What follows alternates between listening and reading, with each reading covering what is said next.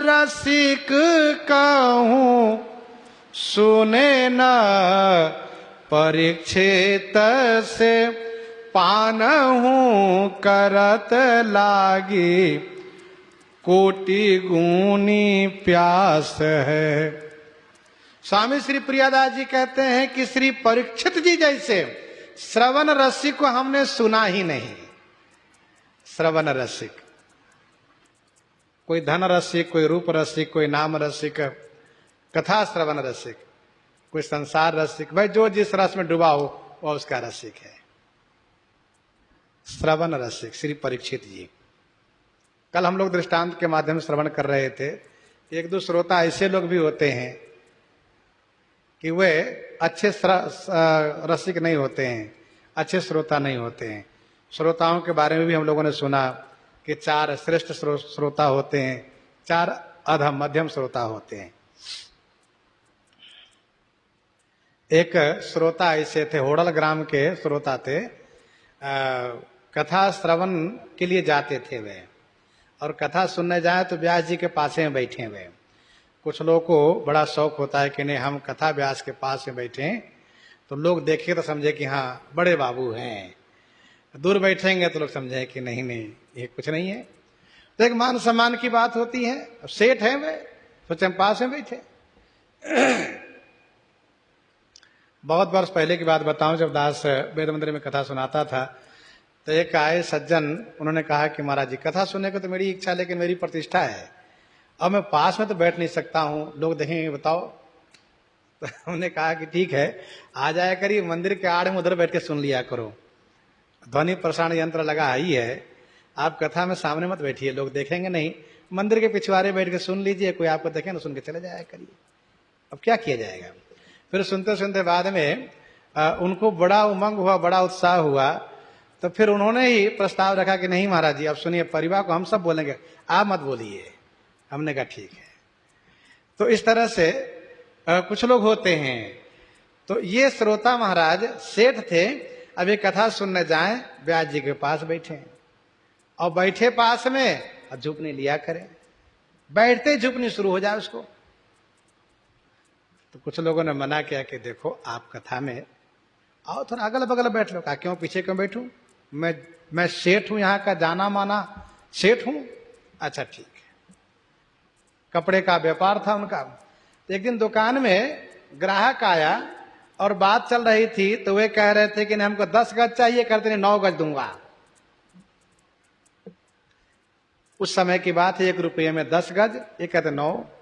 बात बनी नहीं तो इन्होंने लड़के से कहा सुनो दे देना कपड़े, बाद में अपना बातचीत करके, और ये चले आए कथा में, क्योंकि कथा के समय हो गया था। बैठना है व्यास जी के पास तो फिर जल्दी जाना भी जरूरी है। बैठ के कथा शुरू हो गई, और कथा शुरू हो गई, इसको नींद आ गई। तो फिर उसी में दुकान का हिसाब किताब शुरू हो गया। अब वो ग्राहक कह रहा है कि हमको 10 गज, ये कह रहे हैं 9 गज। तो बगल वाले सुन रहे कि ये क्या 10 गज 9 गज कर रहा है। इसके बाद थोड़ी देर के बाद कहा उसने, क्योंकि कुछ लोग सपने में बोलते तो बाहर भी आवाज आती है, सपने क्रिया बाहर भी दिखती है। तो कहा सुनो ना तुम्हारा ना हमारा, बीच का 9.5 गज दूंगा। कहा ठीक है दे दो। तो अब कपड़े के थान से फाड़ने वाली बात आई। तो उस दिन व्यास जी को कोई नया दुपट्टा दिया था, नया गमछा दिया था। अच्छा वो गमछा नीचे की ओर लटक भी रहा था, तो वो हाथ घुमाया कपड़े लेने के लिए, सपने में ही वो देख रहा है, और उसके लिए सपना ने सही है, दुकान पर बैठा है वो। तो व्यास जी के दुपट्टे पा गया वो, और जैसे पाया वो फिर चीर दिया। देखने वाले लोगों ने कहा क्या सेठ जी क्या कर रहे हो। और फिर जिसने दुपट्टा दिया था, गमछा दिया था, उसको तो बड़ा कष्ट हो, बताओ मैंने आज ही दिया और आज ही इसने फाड़ दिया। तो लोगों ने कहा क्यों क्या करते हो तुम। कह रहे मैं क्या करता हूं, मैं दुकान में कपड़ा फाड़ रहा था, मैं तो भूल ही गया कि मैं कथा में बैठा हूं। ऐसे श्रोता न रहे तभी ठीक है। ये श्रोता लोगों का भी ध्यान बंटवाते हैं और कथा में आनंद नहीं आने देते हैं। कथा में बैठे हैं, हम गा रहे हैं, झुकनी ले रहे हैं, ये ठीक बात नहीं है। तो श्री परीक्षित जी महाराज पानहु करत लागी कोटि गुनी प्यास है। 5वें दिन श्री सुखदेव जी ने कहा कि आपको भूख नहीं लगती है क्या, प्यास नहीं लगती है? कहा नहीं, ये भूख प्यास ऐसी चीज है कि किसी को छोड़ती नहीं है।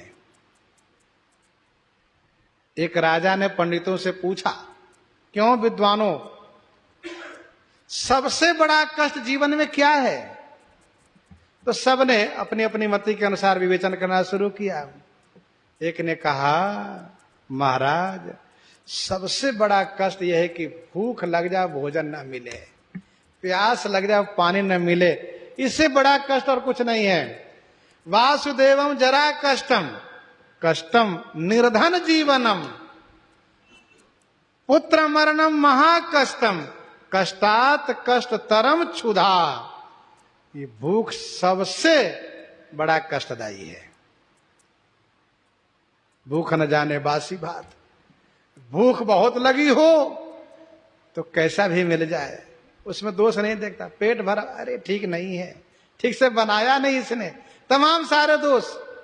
और भूख लगी हो और बड़े भाग से मिल जाए, फिर क्या कहना है। तो श्री सुखदेव जी ने कहा, क्यों परीक्षित जी, आपको भूख नहीं लगती? कहा नहीं महाराज, आप चाहें तो परीक्षा कर सकते हैं, मुझे कोई भूख प्यास नहीं है। मुनि मन माझ क्यों हूं आवत न ध्यावत हूं, वही गर्भ मध्य देखी आयो रूप रास है। श्री परीक्षित जी कोई सामान्य बालक नहीं है, ये सामान्य राजा नहीं है।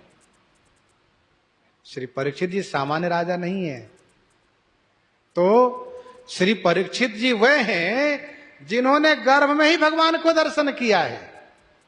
जिन ठाकुर जी को दर्शन करने के लिए जिति पवन मन गो निरस करी, मुनि ध्यान कबहुक पावहीं, मुनि मन माझ क्यों आवत न ध्यावत हूं। ध्यावत हूं माने ध्यान करने पर भी मुनि के मन माझ माने मन में किसी प्रकार से वह स्वरूप नहीं आते हैं। जन्म जन्म मुनि जतन कराए लगे हैं, पूजा कर रहे हैं, पाठ कर रहे हैं, सत्कर्म कर रहे हैं, कर्म कांड कर रहे हैं, ज्ञान कांड कर रहे हैं, ध्यान कर रहे हैं, तभी कभी कहीं भगवान ध्यान में आ जाए। और जब आ जाए तो फिर बड़े भाग की बात है। मुनि मन माझ क्यों हूं आवत न ध्यावत हूं, वही गर्भमाद, उन्हीं श्री ठाकुर जी को सच्चिदानंद घन भगवान श्री कृष्ण चंद्र जी को गर्भ में दर्शन किया, देखी आयो रूप रास। ये श्री परीक्षित जी है। कथा इस प्रकार की है, भगवान श्री कृष्ण अजात शत्रु श्री युधिष्ठिर जी महाराज को, देखो श्री युधिष्ठिर जी महाराज को अजात शत्रु कहा गया है। वे किसी को अपना शत्रु नहीं मानते थे। छल पूर्वक उनके राज्य को ले लिए थे, भगवान श्री कृष्ण उनका राज भी दिलवाए। और जो अपराधी थे श्री द्रौपदी जी के, उन सबको भगवान श्री कृष्ण दंडित भी किए। श्री युधिष्ठिर जी महाराज को पूर्ण रूप से व्यवस्थित करके, सुरक्षित करके, यज्ञ आदि करा करके, सब कार्य संपन्न करके, जब श्री कृष्ण द्वारिकापुरी के लिए प्रस्थान करना चाहते हैं, रथारूढ़ होते हैं, उसी समय में श्री अर्जुन कुमार अभिमन्यु की पत्नी श्री उत्तरा चिल्लाती हुई, रोती हुई श्री कृष्ण भगवान के सामने आती है और कहती हैं, हे द्वारिकाधीश, हे जनार्दन, हे गोविंद, आप मेरी रक्षा कीजिए। आप देखिए, ये जो जलता हुआ बाण है, ये मुझे जला डालेगा। मैं जल जाऊं, मेरा नाश हो जाए, इसकी चिंता मुझे नहीं है। प्रभु, मेरी इच्छा है कि मेरे गर्भस्थ बालक की रक्षा हो, क्योंकि यही एक है जो वंश को रख सकता है, अन्यथा वंश समाप्त हो जाएगा।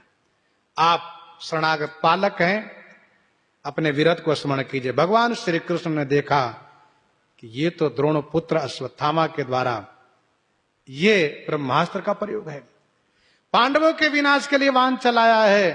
भगवान श्री कृष्ण चक्र के द्वारा उन 5 बाणों को समाप्त करके पांडवों की रक्षा कर लेते हैं। लेकिन ये जो ब्रह्मास्त्र है, इसकी रक्षा के लिए, क्योंकि वह ब्रह्मास्त्र का प्रयोग हुआ है उत्तरा को समाप्त कर देने के लिए, गर्भस्थ शिशु सहित उत्तरा को जला डालेगा ये बाण। और विशेष करके गर्भ को नष्ट करने के लिए प्रयोग हुआ है। तो भगवान श्री कृष्ण अंगुष्ठे आकार के रूप धारण करके गदा लेकर गर्भ में पहुंच गए। परीक्षित जी ने वहीं टुकुर टुकुर देखा। एक तो अंगूठे आकार में बड़े सुंदर श्याम रंग के ये ठाकुर जी हैं और पीतांबर धारण किए हैं, छोटा छोटा बढ़िया चमचमाता हुआ मुकुट है, कानों में कुंडल है, गले में हार है और बड़े मनमोहक है, मुस्कुरा रहे हैं, मानो हमें धीरज बंधा रहे, घबराना नहीं, डरना नहीं, मैं यहीं पर हूं। और वह गर्भ में घूम रहे हैं, घूम भी रहे हैं और परीक्षित जी की रक्षा कर रहे हैं। और वहां निवास करके उस ब्रह्म बाण के ब्रह्मास्त्र के तेज को समाप्त कर दिए। तब भगवान श्री कृष्ण आए वहां से बाहर। इस प्रकार से अंतिम समय भी श्री कृष्ण ने पांडव की रक्षा करने में, पांडव के वंश की रक्षा करने में तत्पर दिखाई दिए। परीक्षित जी का जन्म हुआ। जन्म होने पर श्री युधिष्ठिर जी महाराज बड़ा उत्सव मनाए। और इसके बाद जब पंडितों से, विद्वानों से पूछा गया इनका नाम, तो उन्होंने, विद्वानों ने इनका नाम रखा विष्णुरात, क्योंकि भगवान विष्णु ने इनकी रक्षा की है गर्भ में, इसलिए इनका नाम विष्णुरात रखा। अब श्री परीक्षित जी, श्री विष्णुरात जी प्रायः श्री युधिष्ठिर जी महाराज के गोदी में, दादाजी गोदी में रहते हैं, बहुत संतुष्ट, बहुत आनंदित रहते हैं। लेकिन यदि कोई पीतांबरधारी आ जाए तो घुटरोवनी चाल से चल करके उसके पीतांबर पकड़ लेते हैं। अब नन्हा सा बालक पीतांबर पकड़ लें तो रुक जाता है, वो ऊपर देखते हैं तो छोड़ देते हैं, नहीं ये नहीं है।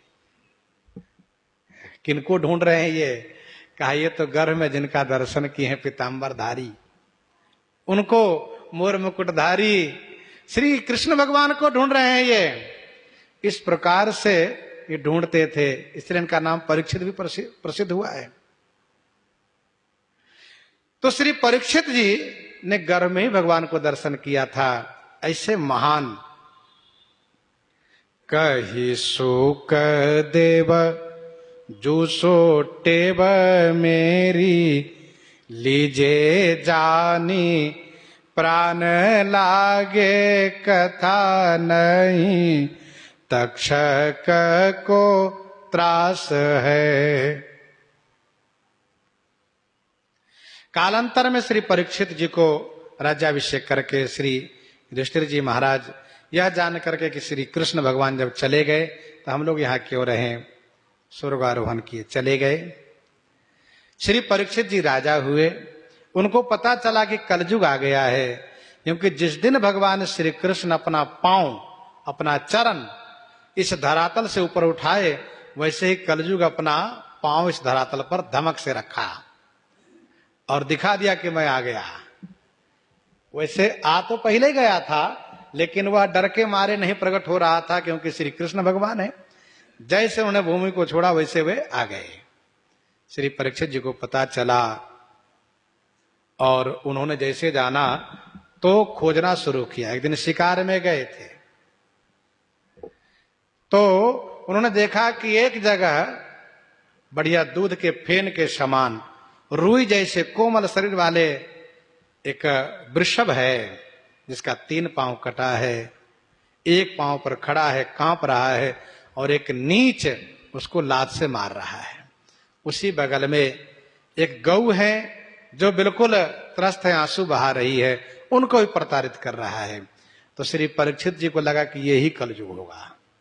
मेरे राज्य में, मेरे दादाजी के राज्य में इस प्रकार से अनाचार, अत्याचार होना, इस प्रकार से अधर्म होना, ये कलयुग ही है। उन्होंने जोर से डांटा और उस वृषभ को, गौ को अभय प्रदान किया। और फिर श्री परीक्षित जी ने पूछा उससे, तुम कौन हो? उसने जैसे श्री परीक्षित जी की प्रतिभा को, तेज को देखा, कांप गया कलयुग, बाप रे इसके सामने मैं सामना नहीं कर सकता हूं। बड़ा होशियार था वो, तुरंत शरणागत हो गया, त्राहि माम, रक्षा कीजिए, मैं वही हूं जिसको लोग कहते हैं कलयुग। तुम ही कलयुग कहां? हाँ तुम कलयुग तो हो ही, क्योंकि यह काम तुम ही कर सकते हो। श्री परीक्षित जी ने पूछा है वृषभ से, तुम्हारी ऐसी दशा किसने की है? उन्होंने किसी का नाम नहीं लिया, कहा महाराज आप स्वयं बुद्धिमान है, समझ लीजिए। कोई कहते काल, कोई कहते कर्म, कोई कहते स्वभाव, कोई कहते गुण। यदि व्यक्ति के जीवन में दुख आता हो तो कोई कहते काल इसके लिए है, ज्योतिषी कहते समय का फेर है, कोई कहते कर्म, शुभाशुभ कर्म का फेर है, कोई कहते इसका स्वभाव जैसा किया वैसा पा रहा है, कोई कहते गुण का प्रभाव है, सतरजतम का प्रभाव है। महाराज आप स्वयं समझिए, हम नहीं जानते, परीक्षित जी समझ गए। धर्म कहता है, क्योंकि वह वृषभ धर्म है, धर्म कहता अपराधी का नाम मत लो, जो किया है पाएगा, अपना दंड पाएगा। अपराधी के नाम लेने से ये अपने आप को दोषी क्यों बनते हो? नाम मत लो। और वह गौ कोई और नहीं है, श्री पृथ्वी है। इसके बाद कलयुग जब शरणागत हुआ तो उन्होंने कहा कि श्री परीक्षित जी ने कहा चले जाओ, भाग जाओ हमारे राज्य से। कहा नहीं नहीं महाराज, अपने शरण में ही जगह दीजिए। कहाँ जाए महाराज, ये सारा भूमंडल आपका है, अब हम भी भगवान के बनाए, कहाँ जाए। तो झट से श्री परीक्षित जी ने स्थान के नाम ले लिए। कहा सुनो, जहां हिंसा होती वहां जाके रहो, जहां वेश्यावृत्ति वहां जाके रहो। कहा जहां मदिरा पीते लोग, मद्यपान, वहां जाके रहो। कहा जहां जुआ खेलते वहां जाके रहो, क्योंकि श्री परीक्षित जी के राज्य में चारों पर प्रतिबंध था। कहीं हिंसा नहीं हो सकती, कहीं मदिरा का सेवन नहीं हो सकता, कहीं जुआ नहीं, कहीं वेश्यावृत्ति नहीं। कलयुग ने हाथ जोड़ लिया, कहा महाराज कोई भी एक अच्छा स्थान देते, हम भी एक राजा हैं, इन चारों स्थान को दिए कोई अच्छा नहीं है। कहा ठीक है, सोने में रहो। खुश हो गया कलयुग। संतों ने कहा, विद्वानों ने कहा कि जिनको अपने आप को कल्याण करना, इन पांचों से दूर रखना चाहिए। इन पांचों से अर्थात मद्य, जुआ, वेश्या, हिंसा और सोना, इन पांचों से अपने आप को अलग रखो। तो कलयुग खुश हो गया, मौका पा करके श्री परीक्षित जी की बुद्धि में विकृति पैदा कर दिया। उनको लगी प्यास, उन्होंने जब समीक मुनि को देखा तो जल मांगा। वे ध्यान मग्न थे, इनके मन में दोष आ गया, मुनि ढोंग किए हैं। मारा हुआ सांप उनके गले में लपेट के चले आए। उनके पुत्र श्रृंगी को पता चला, उन्होंने श्राप दे दिया कि यही सांप तक्षक बन करके 7वें दिन राजा को काट लेगा, राजा मर जाएगा। समीक को जब पता चला तो उनको खेद हुआ, उन्होंने राजा के पास सूचना भिजवाया। राजा परीक्षित पर चिंता ही कर रहे थे, मुकुट उतारने के बाद बहुत ग्लानि कर रहे थे, मैंने बड़ा अपराध किया है, भगवान कृपा करे कि मुझे इस अपराध के प्रायश्चित के लिए दंड मिल जाता तो बड़ा अच्छा होता। इसी भी सूचना मिली कि आपको श्राप हो गया है, 7वें दिन आपकी मृत्यु होगी। राज्य तुरंत जन्मेजय को सौंप दिए और सबसे आसक्ति हटा गंगा किनारे प्रायोपवेशन करके बैठ गए, मतलब कुछ खाना पीना नहीं। उनके कल्याण के लिए तमाम ऋषि मुनि सब आए, उसी भी श्री सुखदेव जी आए हैं। और फिर श्री परीक्षित जी ने पूछा कि मरणासन जिसके बारे में निश्चय हो चुका हो कि अब 7 दिन ही जिंदगी है। सच्चाई तो यह है कि हर मनुष्य के 7 दिन ही जिंदगी है, किसी भी दिन शरीर छूट सकता है 7वें दिन में। तब उनके लिए क्या होना चाहिए, क्या कल्याणकारी, क्या मार्ग, क्या करना चाहिए उसको। और श्री सुखदेव भगवान इनको कथा सुनाए हैं। कही सुखदेव जू सोटेव मेरी लीजे जानी। श्री परीक्षित जी ने सुखदेव जी से कहा कि मेरी टेव माने मेरी जो आदत है, मेरा जो स्वभाव, उसको जान लीजिए। टेव माने जो प्रण है उसको जान लीजिए। प्राण लागे कथा, कथा मेरा प्राण लग चुका है, नहीं तक्षक को त्रास है, मुझे तक्षक का कोई डर नहीं है। महाराज मेरा प्राण कथा में, कथा आप विश्राम करेंगे मेरा प्राण चला जाएगा, ये सत्य है महाराज। कीजिए परीक्षा उर आनी मति सानी अहो। श्री परीक्षित जी ने कहा परीक्षा कर लीजिए, कीजिए परीक्षा। तो श्री सुखदेव जी ने कहा परीक्षा करने के बाद 5 दिन बीत गए, मैंने देखा कि चेहरे पर किसी प्रकार से कोई थकान नहीं, कोई परेशानी नहीं, और कभी भूख प्यास की चिंता नहीं, परीक्षा क्या करना है। उर आनी मति सानी हो। श्री सुखदेव जी उसको हृदय में ले आए कि ठीक कह रहे हैं परीक्षित, मति सानी अहो, बुद्धि सनी हुई कथा में। अहो आश्चर्य की बात है, बानी मीर वानी जहां जीवन निराश है। श्री सुखदेव भगवान कथा 7वें दिन विश्राम किए, 7 दिन की कथा पूरी हुई, तब जाकर के वे मुक्त हो गए। श्री परीक्षित जी मुक्त हो गए। कथा का चिंतन, भगवान में उनका अनुराग, वे भगवान के धाम चले गए। अब भगवान के धाम चले गए, वे तो बिल्कुल लीन हो गए। तक्षक चला है काटने के लिए, क्योंकि वो श्राप के अनुसार श्रृंगी का श्राप है। अब इधर जब वो चला तो रास्ते में एक कश्यप नाम के ब्राह्मण मिल गए। तक्षक ने कहा कहां जा रहे हो? कहा मैं परीक्षित जी के पास। क्यों जा रहे हो? कहा कि उनको श्राप हुआ है, तक्षक काटेगा, मैं उनको जीवित कर दूंगा और मैं बहुत दान दक्षिणा पाऊंगा, लेकर आऊंगा, परिवार चलाऊंगा। तक्षक छत में विष में था, उसने पूछा कि तुम्हारे पास इतना प्रभाव है, तुम विष उतार दो? कहा हाँ बिल्कुल। कहा सुनो तो मैं ही तक्षक हूं, यही परीक्षा हो जाए। कहा हो जाए। तक्षक ने हरा भरा विशाल वृक्ष में अपना दांत लगाया और वो वृक्ष जल के राख हो गया, जल गया वृक्ष। कश्यप ने कहा तुमने जला दिया ना? कहा अब देखो मैं इस वृक्ष को खड़ा कर देता हूं। अब उसके पास ऐसी विद्या थी कि उस विद्या के प्रभाव से उस वृक्ष को पुनः पूर्ववत खड़ा कर दिया। तक्षक परेशान हो गया, बाप रे तो बड़ा प्रभावशाली ब्राह्मण है। कहा सुनो क्या लोगे? वहां जाओगे, मेहनत करोगे, तुम्हें जो धन मिलेगा मैं यही धन देता, लो लौट जाओ। ब्राह्मण कश्यप ब्राह्मण लोभी थे, धन पाके लौट गए। तक्षक को, अब तक्षक सोचा वहां जाए कैसे, वहां कथा हो रही है।